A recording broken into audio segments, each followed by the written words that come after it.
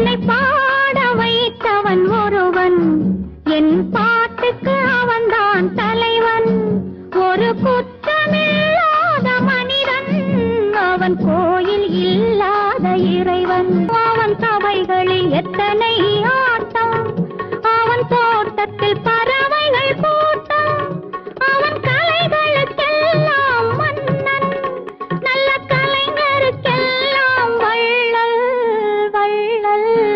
அவன் வீட்டுக்கு